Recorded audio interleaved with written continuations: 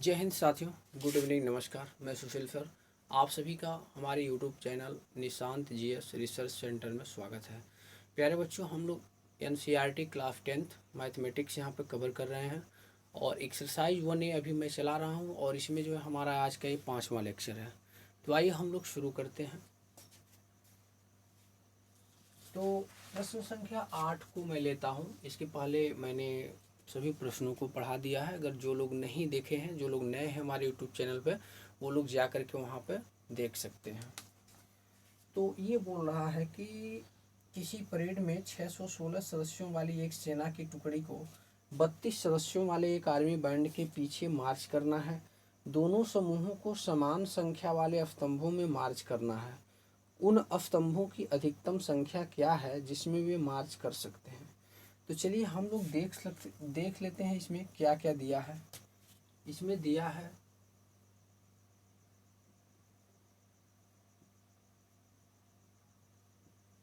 पहली टुकड़ी में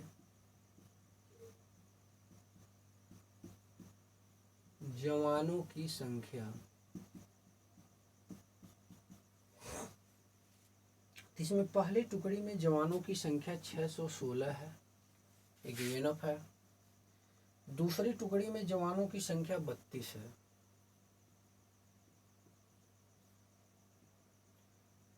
दूसरी टुकड़ी में जवानों की संख्या, तो दूसरी टुकड़ी में जवानों की संख्या 32 है। तो हमें यहाँ पे यूक्लिड विभाजन प्रमेयिका का सिद्धांत लागू करना होगा। यूक्लिड विभाजन प्रमेयिका से तो हम लोग देख रहे हैं 616 ग्रेटर देन है 32। 616 जो नंबर है वो 32 से बड़ा है। तो हम लोग स्टेप 1 फॉलो करते हैं और 616 हमारा भाज्य हो जाएगा। भाज्य आप लोगों को मैंने बताया, भाज्य को हमेशा बीच में लिखा जाता है और भाजक को हमेशा यहाँ किनारे पर लिखा जाता है। भाजक से भाज्य में भाग देते हैं तो हमें भागफल प्राप्त होता है और यहाँ पर नीचे आपको एक शेषफल मिल जाता है। तो स्टेप 1 में हम लोग जैसे भाग की क्रिया प्रारंभ करेंगे तो 616 बराबर 32।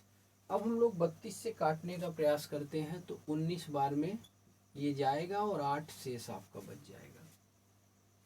आप काट के देख सकते हैं 616 को 32 से 19 बार में आपका भागफल मतलब भाग जाएगा, भागफल आपका 19 होगा और यहाँ पर आपका शेषफल 8 बच जाता है।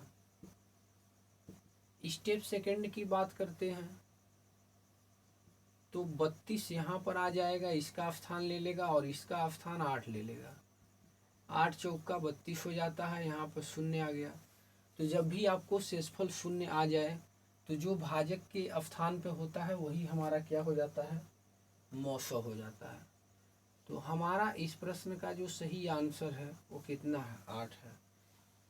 तो अधिकतम स्तंभों की जो संख्या हो सकती है इस प्रश्न में वह 8 हो सकती है।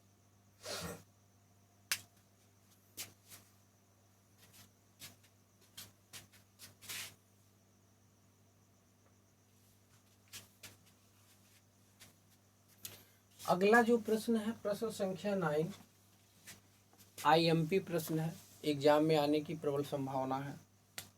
कह रहा है यूक्लिड विभाजन प्रमेयिका का प्रयोग करते हुए दिखाइए कि धनात्मक पूर्णांक का जो वर्ग होता है वो किसी पूर्णांक यम के लिए 3m प्लस m के रूप का होता है। तो हम लोग मान लेते हैं, माना यक्ष कोई धनात्मक पूर्णांक है, यक्ष कोई धनात्मक पूर्णांक है।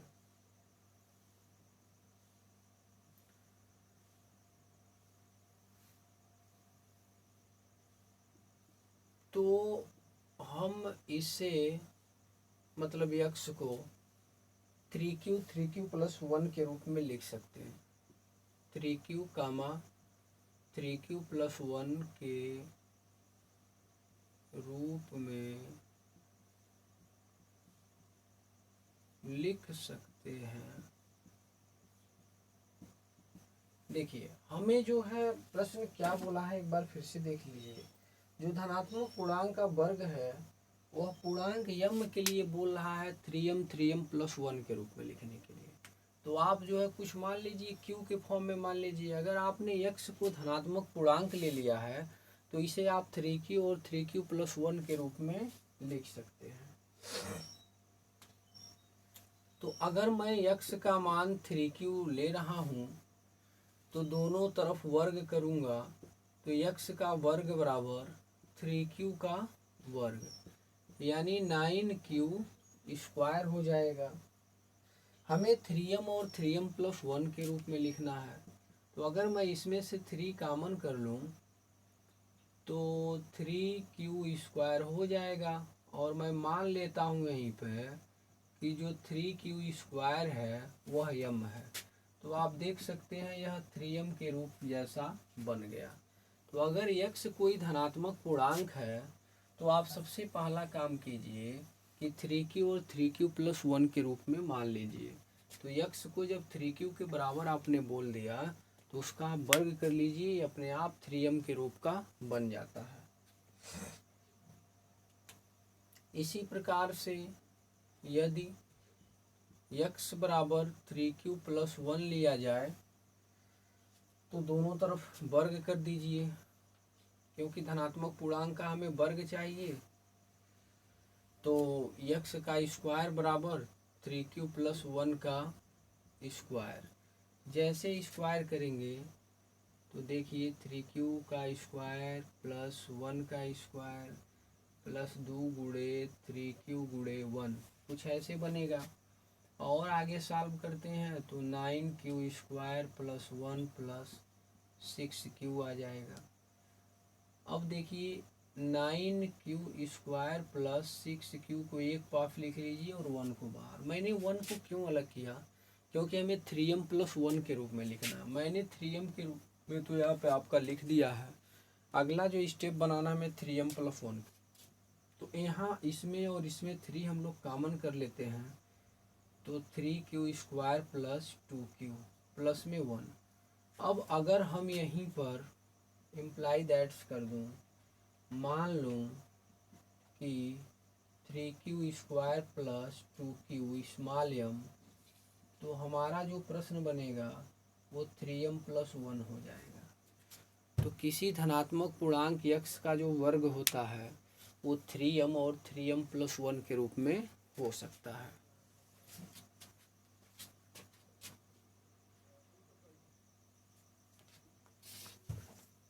तो आइए हम लोग प्रश्न संख्या 10 देखते हैं। इसमें ये बोला है कि यूक्लिड विभाजन प्रमेयिका का प्रयोग करके दिखाइए कि किसी धनात्मक पूर्णांक का घन 9m प्लस 1 या 9m प्लस 8 के रूप का हो सकता है। तो हम लोग इस प्रश्न में क्या कर सकते हैं कि x को एक धनात्मक पूर्णांक मान लेंगे। अगर x हमारा एक धनात्मक पूर्णांक है तो x को हम लोग 3q प्लस 1 3q प्लस 2 के रूप में मान सकते हैं। और b के रूप में यहाँ पर हम लोग क्या ले सकते हैं, 3 ले सकते हैं। तो सर्वप्रथम हम लोग x बराबर क्या लेंगे, 3q लेंगे। दोनों तरफ घन कर दीजिए, क्योंकि धनात्मक पूर्णांक का घन दिखाना है हमें। तो जैसे ही हम लोग इसका घन करते हैं तो इधर क्यूब हो जाएगा और इधर 3q का भी क्या हो जाएगा, क्यूब। तो 27q पे पावर क्यूब। तो हमें इस प्रश्न को 3q के रूप का लिखना है। तो सॉरी, हमें जो है 9m प्लस 1 9m प्लस 8 के रूप में लिखना है। 9m प्लस 1 कामा 9m प्लस 8 के रूप जैसा लिखना है। तो हम लोग क्या करेंगे, यहाँ से हम लोग 9 को कॉमन कर सकते हैं। जैसे करेंगे 3q पर q, और आप यहाँ पे मान सकते हैं तो 3q पर जो q है वह m है। तो ये हमारा प्रश्न क्या हो गया, 9m हो जाएगा। इसी प्रकार से अगला आपने क्या माना है, x बराबर 3q प्लस 1 माना है। तो इसका भी बोथ साइड में क्यूब कर दीजिए। तो 3q प्लस 1 का क्या हो जाएगा, क्यूब हो जाएगा। तो इसका क्यूब करेंगे तो 3q का cube a cube plus b cube plus 3 गुणे a गुणे बी 3ab, और एक क्वेश्चन में क्या होता है a प्लस b होता है, तो 3q प्लस 1 हो जाएगा। अब आप देख सकते हैं ये हो जाएगा 27q पर q plus 1 plus 3 3 9 q plus 3q plus में क्या 1,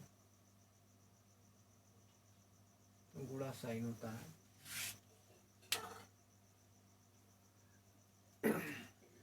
जो a प्लस बी का होल क्यूब होता है, A cube plus B cube plus 3ab, एक क्वेश्चन में प्लस बी, 3 3 9 3 27 हो जाएगा, 27q स्क्वायर प्लस 9q। अब इस प्रश्न को हमें 9m प्लस 1 के जैसा दिखाना है, तो 1 को सबसे लास्ट में लिखेंगे, 27q पर cube plus 27q square plus 9q plus 1। तो अब हम लोग देखिए इसमें क्या मान सकते हैं, 9 हम लोग कॉमन करेंगे, तो 3q पर cube plus 3q square plus q plus में 1 हो जाएगा। इतने पूरे को हम लोग मान लेते हैं, माना 3q पर cube plus 3q square plus q बराबर m है। तो अगर ऐसा m है तो 9m प्लस 1 के रूप का हो जाता है। इसके बाद हम लोग देखते हैं अगला जो है वह x बराबर 3q प्लस 2 है, मैंने 2 रखा है, तो इसका भी क्यूब आप करेंगे ऐसे, तो x पे क्यूब बराबर, इसे आप सॉल्व करेंगे तो आपको मिलेगा 27q पर क्यूब प्लस में 54q square plus 36q plus में 8। इसमें आप कॉमन कर सकते हैं 9, तो 3q पे cube 6q square plus 4q और प्लस में क्या 8, बाहर रहने दीजिए। इतने को आप m मानते हैं तो आपका 9m प्लस 8 के रूप के जैसा हो जाएगा। यहाँ आप मान लीजिएगा, माना 3q पे power q plus 6q square plus 4q बराबर क्या m, तो आपका ये प्रश्न हो जाएगा। तो ये प्रश्न बहुत ही मोस्ट इम्पॉर्टेंट है, वेरी मोस्ट इम्पॉर्टेंट है बोर्ड एग्जाम की दृष्टि से। अगर किसी धनात्मक पूर्णांक को घन के रूप में हमें m और 9m प्लस 1 सॉरी 9m, और यहाँ पे आप देख सकते हैं कहाँ गया, हाँ ये 9m प्लस 1 या 9m प्लस 8 के रूप के जैसा लिखना है, तो हमें इसे जो है x को 3q प्लस 1 3q प्लस 2 के रूप में मान करके चलना है। तो आई होप आपको ये वीडियो अच्छा लगा होगा। अगर अच्छा लगा हो तो आप अपना भाई समझ के इस वीडियो को अधिक से अधिक लाइक कीजिए, शेयर कीजिए और सब्सक्राइब कीजिए, और हमारे चैनल को अधिक से अधिक सपोर्ट कीजिए। नमस्कार।